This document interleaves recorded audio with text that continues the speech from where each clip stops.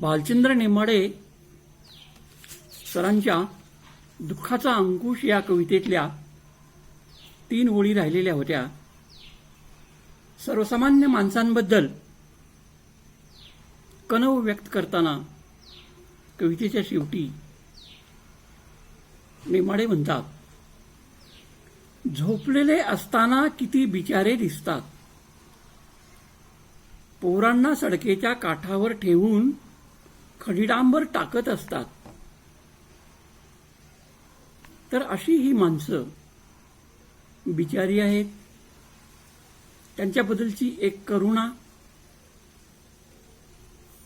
त्यांचं सर्वसामान्य जगणं, दुःखाच्या अनेक शक्यतांना धुडकावून लावत आलेला दिवस काहीही कुरकुर न करता जगत राहणे या बाबीचा उल्लेख करत नेमाडे शेवटी असं म्हणतात, पोरांना सडकेच्या काठावर ठेवून खडीडांबर टाकत असतात किंवा कुणी काहीही म्हटलं तरी ते हो हो म्हणतात. प्रत्येक गोष्टीला होकारात्मक, सकारात्मक दृष्टीने सामोरी जाणारी ही माणसं, त्यांच्याबद्दलचं ही एक सामाजिक जाणीवेची कविता आणि दुःखाच्या संदर्भात चिंतन करणारी कविता भालचंद्र नेमाडे यांच्या संग्रहातली आपण अभ्यासलेली आहे. आतापर्यंतच्या 3 कविता अभ्यासक्रमामध्ये वेगवेगळ्या गटांमध्ये समाविष्ट केलेल्या या कविता आहेत अभ्यासक्रमातील. त्यातील पहिला गट जो होता साठोत्तरी मराठी कविता, तो आतापर्यंत आपण घेतला. आता याच्यानंतर मार्क्सवादी कविता आहेत, त्याच्यानंतर आंबेडकरवादी कविता आहेत, त्याच्यानंतर ग्रामीण कविता आहेत, आदिवासी कविता आहेत, स्त्रीवादी, नंतर मुस्लिम कविता, जागतिकीकरणानंतरची कविता आणि त्यानंतर काव्य प्रकार म्हणजे बोलगाणी, गझल, हायकू, गीत आणि बालकविता, अशा कवितेतील वेगवेगळे प्रकार, वेगवेगळ्या वैशिष्ट्यांनी युक्त अशी वेगवेगळी कविता तुम्हाला अभ्यासक्रमात आहे. तर त्यातला दुसरा जो भाग आहे मार्क्सवादी कविता, यात 2 कवी आहेत. पहिले शरश्चंद्र माधव मुक्तिबोध आणि दुसरे नारायण सुर्वे.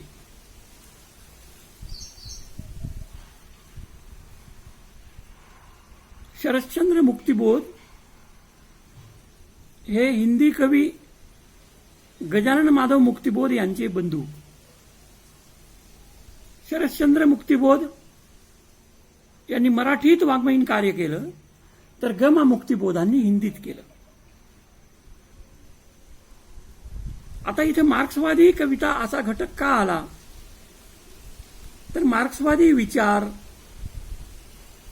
एक विचारसरणी, तिला अवलंबून मराठी कविता लिहिणारे जे वेगवेगळे कवी आहेत, त्यात या 2 कवींचा समावेश जो अभ्यासक्रमात आहे. शरश्चंद्र माधव मुक्तिबोध यांचा जन्म 1921 आणि मृत्यू 1984 म्हणजे जवळजवळ 63 वर्षांचं आयुष्य यांना लाभलेलं आहे. मार्क्सवादाच्या विचारांचा प्रभाव आज जगभर वेगवेगळ्या देशांमध्ये आहे. कार्ल मार्क्स यांनी सांगितलेले विचार रशियामध्ये अवलंबले गेले आणि रशियामध्ये मार्क्सवादी विचारसरणीचं सरकार आलं. नंतर चीनमध्ये आलं. चीनमधील साम्यवाद आणि रशियातील समाजवाद या सगळ्यांचं मूळ मार्क्सवादी विचारसरणीमध्येच आहे आणि अभ्यासक्रमातील ही कविता साम्यवादी विचारसरणी अवलंबणारी आहे. या कवितेतून आर्थिक विषम समाज व्यवस्थेमुळे भुके, कंगाल आणि अगतिक आणि लाचार झालेल्या मानवी जीवनाची वाताहत पाहून भविष्यात जन्माला येणाऱ्या भावी पिढ्यांच्या वाट्याला कशी भयावह परिस्थिती असेल ही अस्वस्थता प्रकट केलेली आहे. शरदचंद्र मुक्तिबोधांचे नवी मळवाट, सत्याची जात, यात्रिक असे 3 कविता संग्रह प्रकाशित झालेले आहेत. त्यांनी कादंबऱ्याही लिहिलेल्या आहेत. नागपूर येथील मराठीचे प्राध्यापक म्हणून नागपूर महाविद्यालयात त्यांनी मराठीचं अध्यापन केलेलं आहे. आणि एका कवीनं हिंदीमध्ये उत्तुंग असं शिखर गाठलं, गजानन माधव मुक्तिबोध. आणि दुसऱ्या कवीने आपली वाङ्मयीन जागा मराठी भाषेमध्ये निर्माण केलेली आहे. त्यातलीच एक कविता, कवितेचं नाव भविष्याच्या गर्भातल्या बाळाचे रुदन.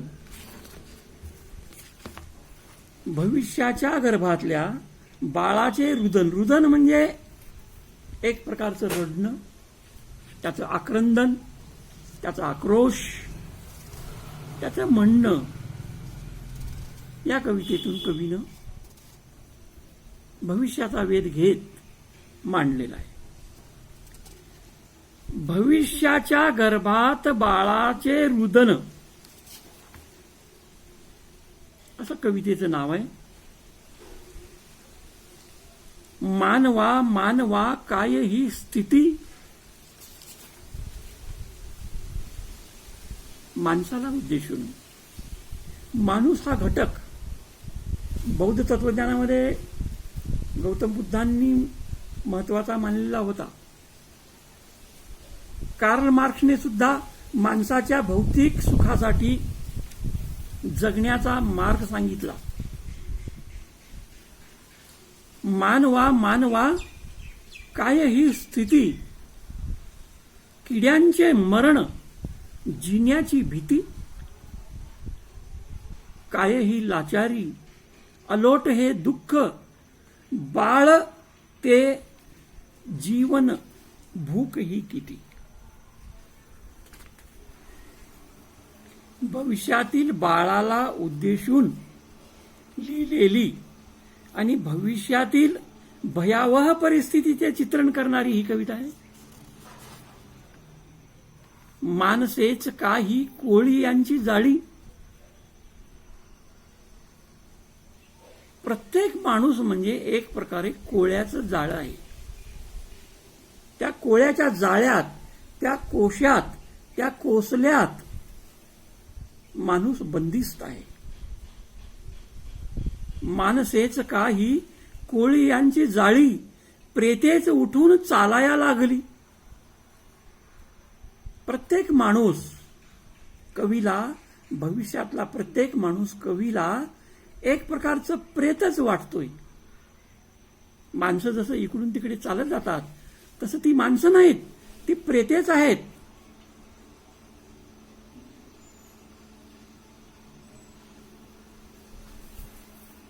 ते मुडदेच आहेत असं कवीला म्हणायचंय. प्रेतेच उठून चालाया लागली. लाचार नजर, खोलसा आवाज. हृदय प्रश्नार्थक चिन्ह इथं वापरलेलं आहे. गजानन माधव मुक्तिबोधांचे बंधू शरदचंद्र मुक्तिबोधांनी हृदय, स्मशान दहन, भू काळी. काळी जमीन ही भूमी स्मशानासारखी वाटत आहे आणि माणसाचं हृदय त्याबद्दलची ही प्रतिकात्मक प्रतिमा कवीने इथे वापरलेली आहे. अशी ही माणसं भविष्यात कशी दिसतात कवीला पोट पाठ एक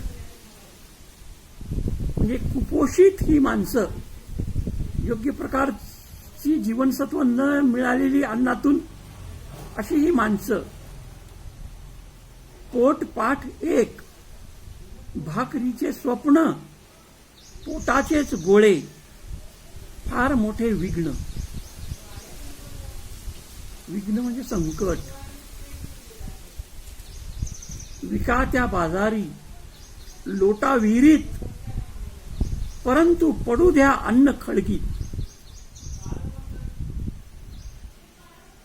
कार्ल मार्क्सने भांडवलदार विरुद्ध कामगार आणि संपूर्ण जगातले शेतकरी असा संघर्ष मांडलेला होता. दोन वेगवेगळी जगं कल्पली होती. एक अहिरेचा गट, दुसरा नाहिरेचा गट. एक भांडवलदारांचा गट, दुसरा कामगारांचा गट. एक जमीनदारांचा गट, दुसरा मजुरांचा गट, शेतमजुरांचा गट, चालगड्यांचा गट. म्हणून जगातल्या कामगारांनो एक व्हा अशी घोषणा कार्ल मार्क्सने केलेली होती.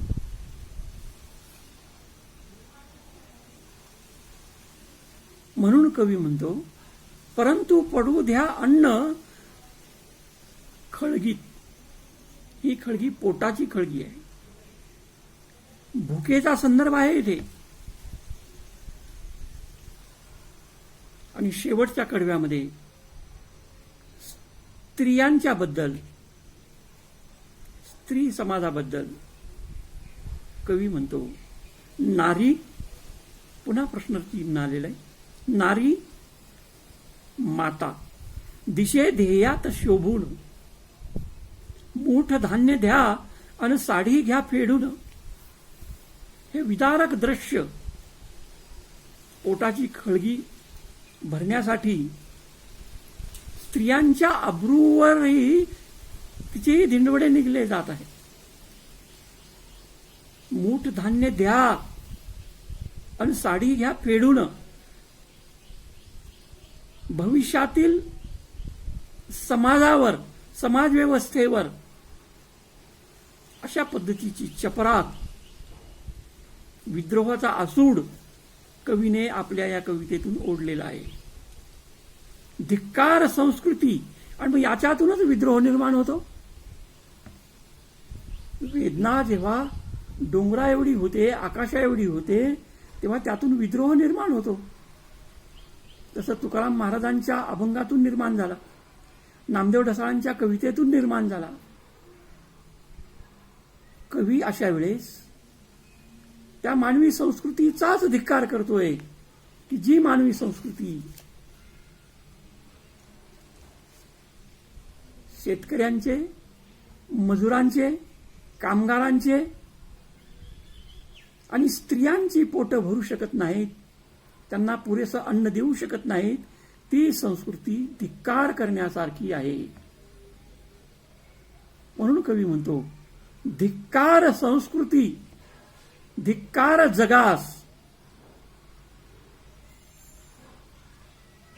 जगाला दूर कर, संस्कृतीला दूर कर, त्या दोघांचाही धिक्कार कर, निषेध व्यक्त कर. घृणेचे भुजंग. घृणा म्हणजे तिरस्कार. तिरस्काराच्या नजरा, तिरस्काराचा भुजंग, तिरस्काराचा साप, या दृष्टीने कवीने म्हटलेलं आहे. घृणेचे भुजंग जागा चवताळून. आणि शेवटी एक सल्ला दिलेला आहे, हे सर्वसामान्य माणसांनो,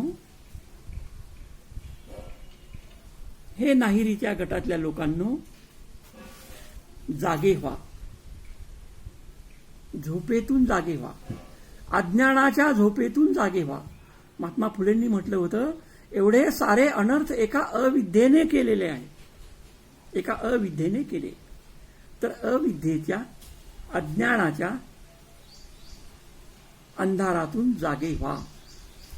नुकतेच जागे होऊ नका, चवताळून जागे व्हा, असा कवी इथे विद्रोहाचा अर्थात भांडवलदारांच्या विरोधात कामगारांनी एल्गार पुकारला पाहिजे, विद्रोह केला पाहिजे, जागे झालं पाहिजे.